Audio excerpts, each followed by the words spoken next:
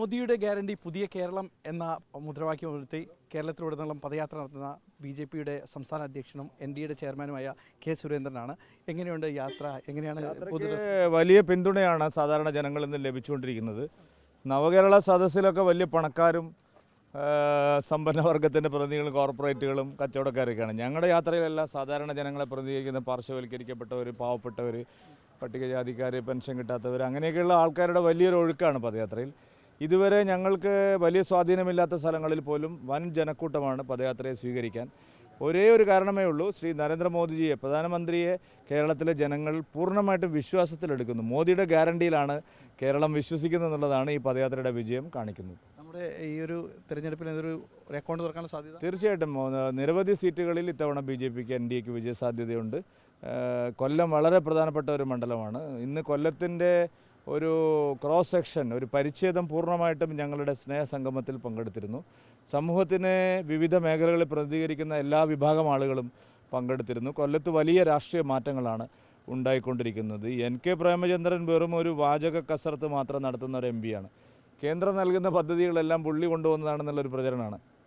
കൊല്ലം ബൈപ്പാസിൻ്റെ ഉദ്ഘാടനം വന്നപ്പോൾ പുള്ളി കുറേ ഫ്ലക്സ് ബോർഡുകൾ വെച്ചു. കൊല്ലം ബൈപ്പാസ് 45 കൊല്ലമായിട്ട് മുടങ്ങിക്കിടക്കുകയായിരുന്നു. മോദിജി വന്നതിന് ശേഷമാണ് അത് യാഥാർത്ഥ്യമായത്. ഇവിടെ റെയിൽവേ സ്റ്റേഷന് ഒരു 562 കോടി രൂപ മോദിജി അനുവദിച്ചിട്ടുണ്ട്. പുള്ളി അതിവിടെ ബോർഡ് വെച്ചിരിക്കുന്നത് എൻ.കെ. പ്രേമചന്ദ്രൻ്റെ കഴിവാണെന്നാണ്. എൻ.കെ. പ്രേമചന്ദ്രൻ അറിയില്ല, ഇന്ത്യയിലെ എല്ലാ പ്രധാനപ്പെട്ട റെയിൽവേ സ്റ്റേഷനുകളും നവീകരിക്കുകയാണ്. കോഴിക്കോട് റെയിൽവേ സ്റ്റേഷൻ 1500 കോടി രൂപ കൊടുത്തിട്ടുണ്ട്. അവിടെ രാഘവൻ പറയുന്ന രാഘവൻ കൊണ്ടുവന്നാണ്. കേരളത്തിലെ എം.പിമാർ എന്ന് പറയുന്നത് ഇങ്ങനത്തെ ഒരു ആളുകളെ കബളിപ്പിക്കുന്ന, വെറും വാചകം അടിക്കുന്ന എം.പിമാരാണ്. ഗാന്ധി പ്രതിമയ്ക്ക് മുമ്പിൽ സത്യാഗ്രഹം നടത്താനാണ് കേരളത്തിലെ എം.പിമാർ ഇവിടുന്ന് പോയിരിക്കുന്നത്. നാടിന് ഒരു ഗുണവും ഇല്ലാത്ത എം.പിമാരാണ്. ഒരു പ്രയോജനവും കേരളത്തിലെ എം.പിമാരെ കൊണ്ട് കേരളത്തിനില്ല.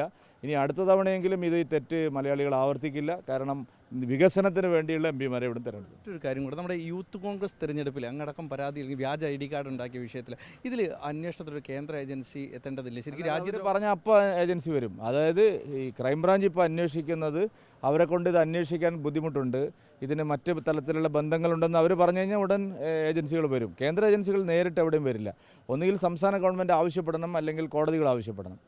അതുകൊണ്ട് ഞങ്ങൾക്ക് കേരള സർക്കാരിനോട് ആവശ്യപ്പെടാനുള്ളത്, നിങ്ങൾ ഈ അന്വേഷണം കേന്ദ്ര ഏജൻസികളെ സമ്പൂർണ്ണ വ്യാജ സംഘടനയായിട്ട് കോൺഗ്രസ് മാറിയിരിക്കുകയാണ്.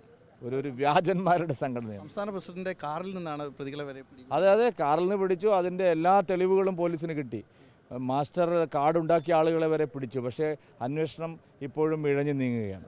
കേന്ദ്ര ഏജൻസി തീർച്ചയായിട്ടും ഞങ്ങളെ സംബന്ധിച്ച് കേന്ദ്ര ഏജൻസികളോട് അന്വേഷണം ആവശ്യപ്പെട്ടാൽ ഉറപ്പായിട്ടും കേന്ദ്ര ഏജൻസികൾ വരും എന്നുള്ള കാര്യത്തിൽ സംശയമില്ല. Thank you.